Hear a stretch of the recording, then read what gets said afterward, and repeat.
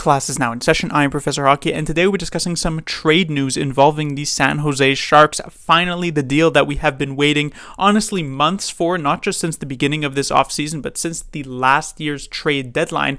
Finally, the Sharks have managed to move on from one of their NHL-capable goaltenders that they have on the roster. They trade Adin Hill to the Vegas Golden Knights in exchange for a fourth-round pick in the 2024 draft. Like I said, this is a move we were all waiting for. We were just waiting for that pin to drop because it wasn't really feasible for the San Jose Sharks to enter this upcoming season with three goaltenders on their roster, not only because it's a bit of a strange situation since for each game one goaltender literally just will not dress and will be up in the press box, but on top of that, it's a situation that for the salary cap wouldn't have really worked out super well for the San Jose Sharks, so they kind of needed to unload one of these goaltenders. Now the question, of course, was which of them would end up going. It seemed extremely unlikely that it would be Kakkonen. Not only was he the goaltender the Sharks brought in at the deadline, so clearly targeting him, but he was also just recently this offseason given an extension with the restricted free agency signing for him. So it seemed as though the decision was either between Adin Hill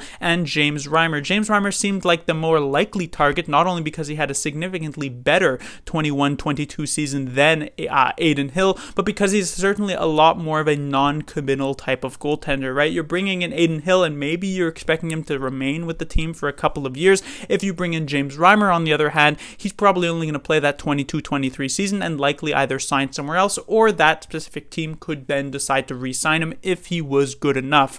So it seemed as though Reimer was the most likely goaltender to be moved, but Reimer also likely would have commanded a bit more of a return compared to Adin Hill. Now, having said that, I didn't think that the return for Hill would have actually ended up being this low. A fourth-round pick seems a bit low, and not only is a fourth-round pick kind of low, but this is a fourth-round pick in the 2024 draft. Now, admittedly, I don't know much about the 2024 NHL entry draft, but what I do know is that the 2023 NHL entry draft is expected to be one of the deepest that we have seen in a while. And so getting a fourth-round pick from that draft may not have been that bad, but losing out on that and getting in the following year, maybe it ends up still being okay, but it's kind of lower value than what you may expect. And so generally, I was a bit surprised about the return on this deal. Now, of course, it should be noted that this is purely speculation. I'm not actually the one taking the calls from other teams' general managers, and so I do not know exactly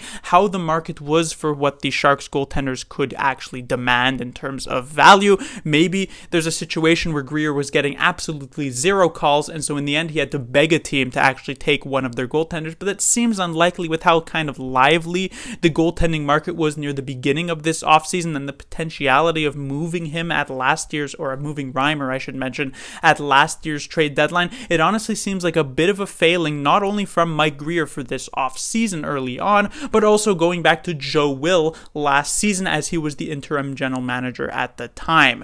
And so it feels as though what ended up happening is that the Sharks in a way got slightly lucky because, of course, in the past couple of weeks, we had the news that the Golden Knights' main starting goaltender, Robin Lehner, actually ended up getting injured, was going to require surgery, and was going to miss the entirety of the 22-23 season. And the Golden Knights didn't really have a next best option to go with. Their backup goaltender at the time was Logan Thompson, who was honestly rather decent this past season, but was he ready? Is he ready to actually take on the starting role going into the next year?